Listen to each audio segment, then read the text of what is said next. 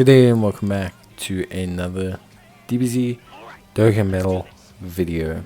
In this video we're going to be taking a look at basically, to cut a long story short, the Red Zone. Now this is of course the movie boss or movie edition Red Zone, and this is the movie boss Rush Red Zone.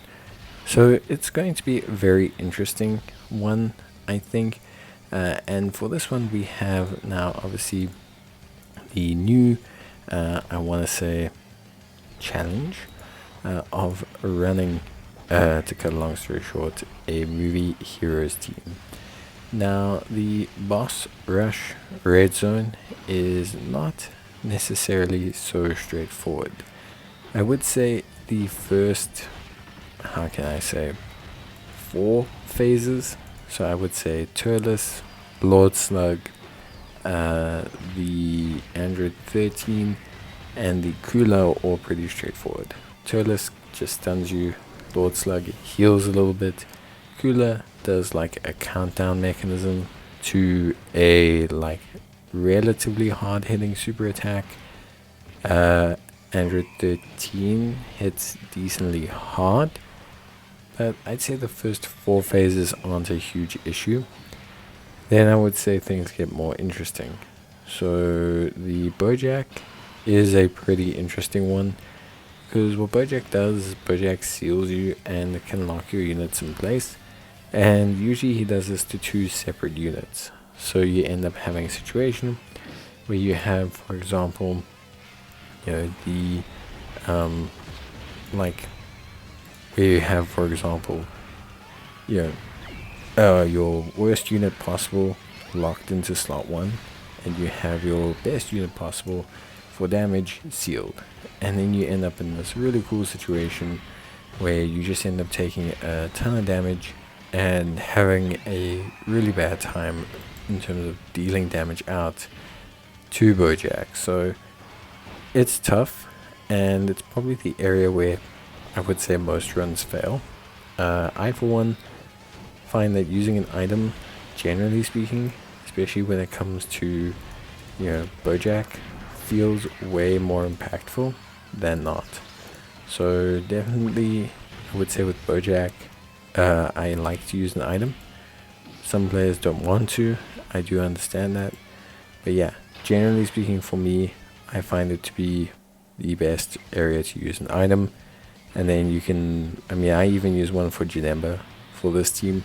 So I actually used items at the crossroads for Janemba, as well as also used an item for Bojack. And the reason I did that was because obviously it's this team has some, I don't want to say scaling, but has some issues when it comes to taking damage. We've got Pan, not so good at sinking super attacks, decent-ish at dealing with things like normals. We have the Android 18 and Krillin unit, very similar story. We then also have the Ultimate Gohan, also not great at tanking supers if they're not key based. Even Power Awakening Piccolo, he's starting to take a little bit of damage.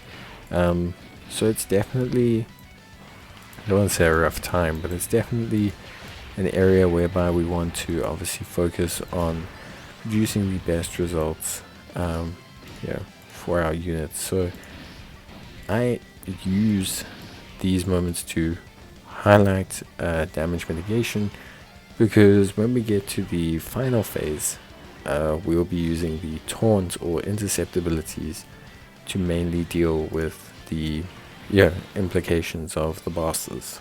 So against Broly, basically we're going to continuously just intercept him and prevent him from attacking.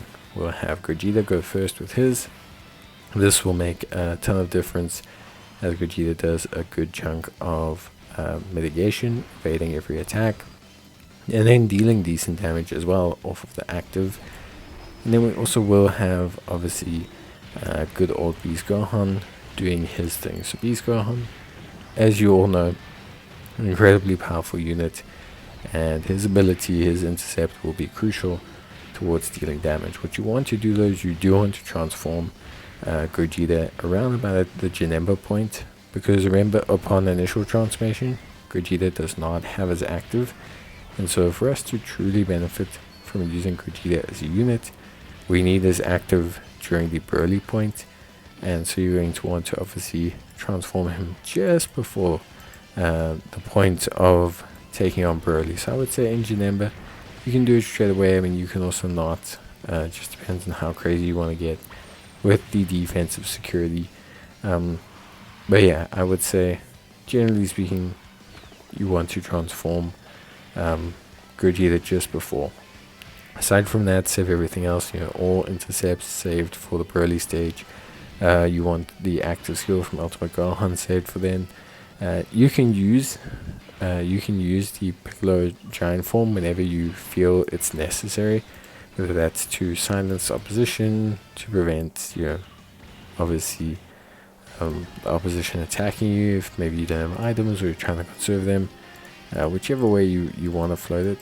But definitely that's something to consider. Now, as you can see, we got to the Broly portion. Now here, when taking on Broly, that's where things get, I would usually say interesting, but here it actually gets rather dull. And the reason is quite simply because what we're doing is essentially living off of the active skills. So we're going to have Gogeta use their active skill. This is going to allow Gogeta to dish out really good damage, but on top of that as well, also dish out no damage to us, because what Gogeta does is he intercepts, but he intercepts without the risk of taking any damage. So unlike Beast Gohan, who intercepts, but in the interception process, Beast Gohan builds up a bunch of attack by getting hit a lot. Gogeta is like the opposite, whereby he removes the ability for the opposition to hit you, and then does more damage based on that. And he's got like some counters and everything, which is really, really cool. Then on top of all of that, like, generally speaking, this stage is actually very straightforward. What I did was I did save the active skill. So I did save the active skill for Beast Gohan, again largely just to make sure that I'm covering all of my bases. If you don't manage to defeat Broly during the 2-turn window of the intercept, it could be a bit of an issue for you. So I do try to save what I can, but this is going to be entirely up to you, and just depending largely on what you've got, what you don't have, and what you do want to run. So I wouldn't really panic too much about specifically conserving damage, but I would say if you can conserve damage, then go for it. Don't end up in a situation where you're getting taken out because you didn't finish him during the 2-turn intercept, and if only I kept my active skill, I could have I could have used it to prevent Broly's super, or to stop him from attacking. So generally speaking, it still does work out more than fine. Everything else works out more than fine.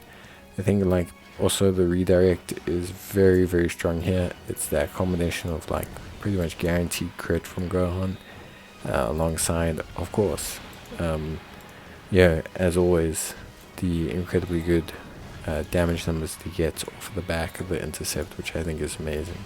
So overall, me looking at everything, I gotta say, this challenge was pretty rough. I do think like you need at least one of the new units, and it's not to say that like you can't do this without the new units, but I definitely feel like having the Gogeta helped a ton, just due to the fact that it gave me the double intercept strategy. If you've got your own Gohan, then you don't need Gogeta, like that's fine. But generally speaking, for me the double intercept strategy was, I want to say flawless, but I don't think that's the correct word, because I failed using this exact strategy I think twice. But generally speaking, I found it quite reliable. Like I said, I shifted my mindset to not using items late, because I obviously was going to have the intercept abilities and those were going to compensate for my items.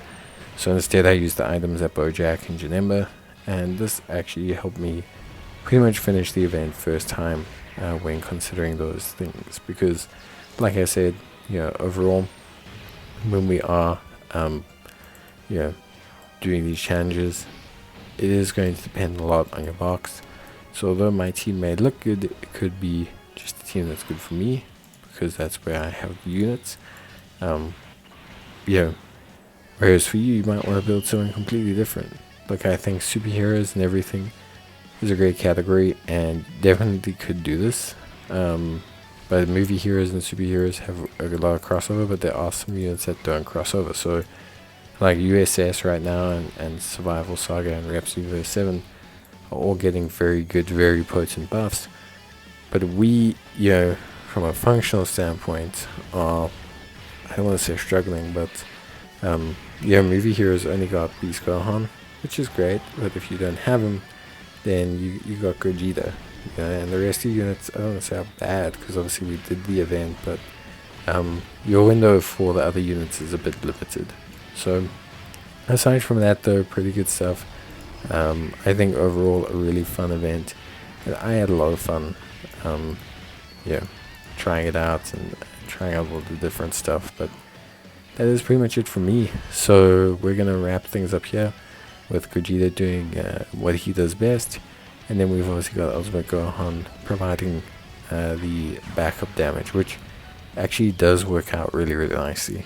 So that is basically it for me. I hope you guys enjoyed the video. If you did, leave a like, and as always, I will see you guys in the next one. So until then, thanks for watching. Take care, stay safe, and let me know if you need any help. Bye.